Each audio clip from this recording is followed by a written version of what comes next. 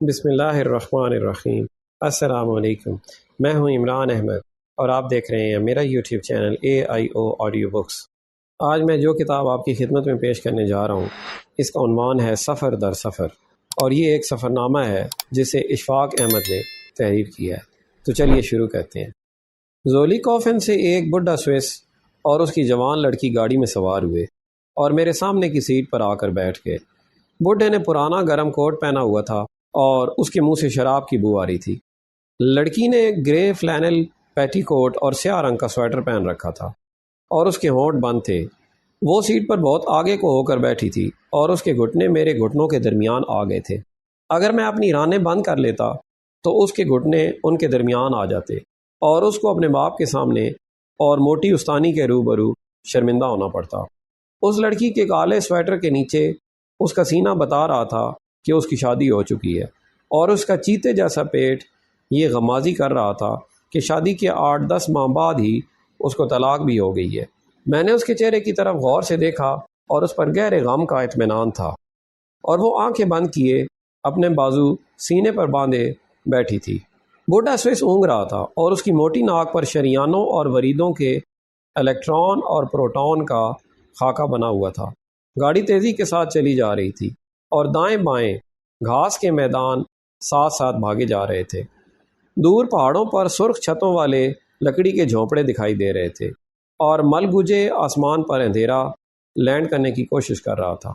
میں نے اندر کی روشنی حاصل کرنے کے لیے آنکھیں بند کر لیں اور کرنٹ حاصل کرنے کے لیے لڑکی کے زانوں سے اپنا گوڈا لگا دیا۔ اس نے دونوں ہاتھوں سے اپنے کالے سویٹر کا دامن ذرا نیچے کھینچا اور اپنی کمر کو ذرا سا ہلا کر گریڈ اسٹیشن آن کر دیا۔ اندر باہر چکا چوند ہو گئی اور رنگ برنگے اشتہار جلنے بجھنے لگے۔ بابا سوئس کوئی کتب فروش دکھائی دیتا تھا جو برن سے نئی کتابیں خرید کر اپنے شہر لے جا رہا تھا اور جس نے کمیشن میں کافی فرانک بچا لیے تھے۔ اس کے چہرے پر کتب فروشوں کی سی سیکنڈ ہینڈ ذہانت تھی اور اس کے جسم سے لائبریری کی مخصوص خوشبو آ رہی تھی۔ اس کی لڑکی کی بینیاں بڑی سڈول اور اس کے کندھے کافی کشادہ تھے۔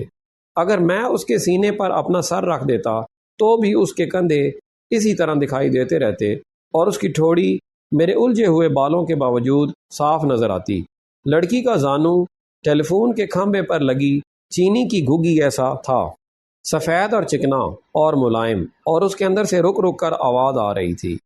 When you hear the tone, the time will be 16 hours, 41 minutes and 30 seconds۔ میں نے ڈرتے ڈرتے آنکھیں کھولی اور اس کی طرف دیکھا۔ وہ ذرا سا مسکرائی، سیٹ پر سیدھی ہو کر بیٹھ گئی اور اس کے زانو کا کٹ آؤٹ میرے گوڈے سے ٹوٹ گیا۔ میں نے فوراً جیب سے سیزن ٹکٹ نکالا اور گلابی رنگ کی پرچی پر نگاہیں جما کر انگلیوں پر دن گننے لگا۔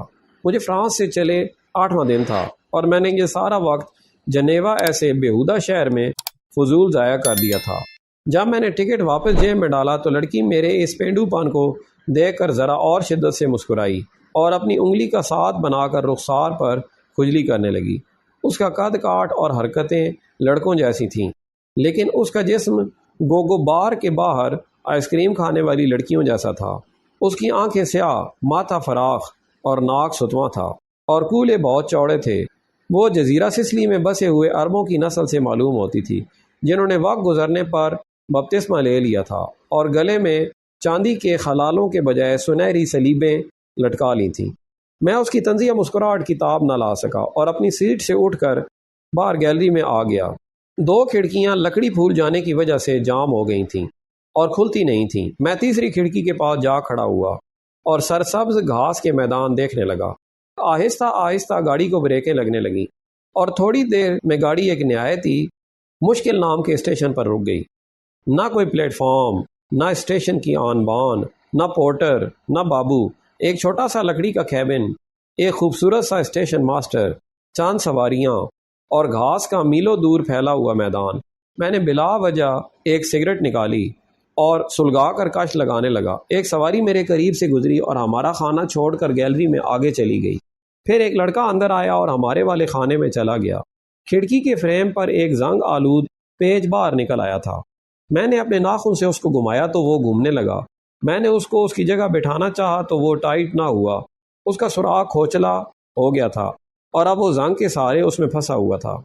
گاڑی پھر چلنے لگی۔ میں نے پیچ کو پکڑ کر زور سے کھینچا تو وہ اپنے سوراخ سے باہر نکل آیا۔ اس پر کتھئی رنگ کا زنگ چڑھا تھا اور کسی بل پر نارنجی رنگ کا تازہ زنگ بھی۔ میں نے سوئٹزرلینڈ کے سوونیر کے طور پر وہ پیچ اپنے کوٹ کی جیب میں رکھ لیا اور پھر کھڑکی سے باہر دیکھنے لگا۔ اگر کسی خوبصورت لڑکی کا وجود آپ کے ذہن پر سوار نہ ہو تو سوئٹزرلینڈ واقعی بہت خوبصورت جگہ ہے۔ باہر کچھ خنکی بڑھنے لگی تھی اور دور دور تک چیزیں اب صاف بھی دکھائی نہیں دیتی تھیں۔ میں نے کھڑکی سے چہرہ گھما کر پہلو اندر کی طرف بدل لیا۔ وہی لڑکی مجھ سے کوئی 1 فٹ کے فاصلے پر کھڑی تھی اور اسی طرح مسکرا رہی تھی۔ پارلے دو فرانسے؟ اس نے بڑی محبت سے پوچھا۔ ودی، میں نے فخر سے جواب دیا۔ دا کیل پائی ایت دو؟ اس نے پوچھا۔ پاکستان، میں نے فخر سے جواب دیا۔ پاکستان؟ وہ سوالیہ نگاہوں سے میری طرف دیکھنے لگی۔ میں نے ایک منجھے ہوئے گائیڈ کی طرح پاکستان کے بارے میں تمام قوائف فراہم کر دیے اور اس کی طرح مسکرانے لگا۔ پھر میں نے اس کو سگریٹ پیش کیا جسے اس نے کمال محبت اور چاہت کے ساتھ رد کر دیا۔ اس نے بتایا کہ وہ پہلے بہت سگریٹ پیا کرتی تھی لیکن جب سے اس کی طلاق ہوئی ہے اس نے سگریٹ نوشی ترک کر دی ہے۔ میں نے کہا، وہ کون احمق تھا جس نے تمہیں طلاق دے دی؟ تھا ایک، اس نے مشرقی لڑکیوں کی طرح سر جھکا کر کہا، تار کے محکمے میں ملازم ہے، فٹ بال بہت اچھا کھیلتا ہے اور ماؤتھ آرگن بجاتا ہے۔ کوئی اور لڑکی؟ میں نے پوچھا۔ پتہ نہیں، فٹ بال شاید نہیں، ماؤتھ آرگن پتہ نہیں۔ بس ایسے ہی ہم میں طلاق ہو گئی۔ اس بات کو تو اب 6 مہینے سے بھی زیادہ کا عرصہ گزر گیا ہے۔ تمہیں یاد آتا ہے؟ کبھی کبھی۔ اس کے ساتھ گزارے ہوئے کون سے لمحے سب سے زیادہ یاد آتے ہیں؟ جب میں اس کو ٹب میں بٹھا کر نہلایا کرتی تھی۔ اس طرح سے تو تمہارے سارے کپڑے بھیگ جاتے ہوں گے۔ لو، میں اسے کپڑے پہن کر تھوڑی نہلایا کرتی تھی، اس نے مسکرا کر کہا اور میں نے سر نیچے جھکا لیا۔ تمہارے ماں باپ ہیں؟ اس نے پوچھا۔ دونوں ہیں۔ ان دونوں میں سے تم کس سے زیادہ پیار کرتے ہو؟ میں نے کہا، پیار تو مجھے اپنے باپ سے زیادہ ہے لیکن ہمارے ملک میں ماں سے محبت کرنے والے کو اچھا سمجھا جاتا ہے، اس لیے میں اپنی ماں سے محبت کرتا ہوں۔ وہ کیوں؟ اس نے حیرانی سے پوچھا۔ اس لیے کہ ہماری ماؤں کے پاؤں تلے جنت ہوتی ہے۔ تم لوگ جنت میں جانے کے اتنے ہی شوقین ہو؟ اس نے پوچھا۔ ہر کوئی ہے، میں نے ایک شریف بچے کی طرح کہا۔ تم جنت نہیں جانا چاہتی؟ نہیں، اس نے نفی میں سر ہلایا اور ذرا دکھی سی ہو گئی۔ یہ تمہارے والد ہیں؟ میں نے موضوع بدلتے ہوئے پوچھا۔ ہاں۔ کیا کرتے ہیں؟ لینسبرگ میں فوک لور میوزیم کے نگران ہیں۔ ہم لینسبرگ میں رہتے ہیں، دریائے آ کے کنارے۔ تم نے یہ شہر دیکھا ہے؟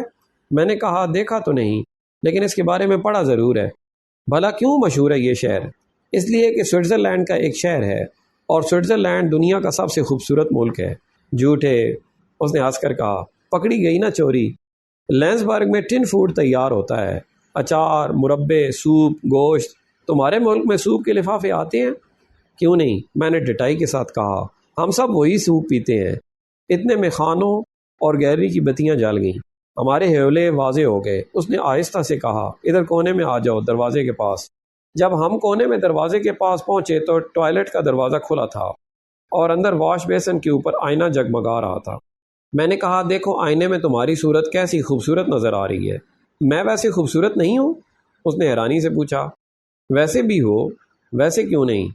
میں نے شرمندگی کے ساتھ اس کے کندھے پر ہاتھ رکھ دیا اور پھر آہستہ آہستہ اسے اپنی طرف کھینچتے ہوئے بولا، ویسے تو تم بہت ہی خوبصورت ہو لیکن میرا مطلب تھا ست آدیر، گویا تم۔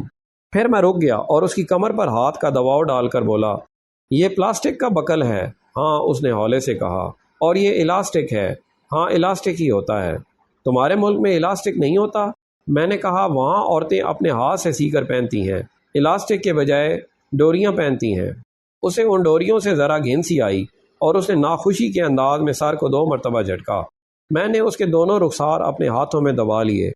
اس نے سفر پر روانہ ہونے سے پہلے دانت صاف کیے تھے اور اس کے منہ سے دربان کی خوشبو آ رہی تھی۔ آنکھوں کے نیچے اس کی جلد بڑی ملائم اور خوشبو کے بغیر تھی۔ میں نے روم آنے سے پہلے داتا صاحب کے ایک ستون کو چوما تھا، وہ بھی ایسا ہی ملائم اور خوشبو کے بغیر تھا۔ اس نے میرے کوٹ کے بٹن کھول کر اپنے بازو اندر ڈال دیے اور رونے لگی۔ داتا دربار بڑی عمر کا ایک آدمی اسی طرح رو رہا تھا، نہ اس کی آواز آتی تھی نہ اس کا بدن ہلتا تھا، پھر بھی وہ رو رہا تھا۔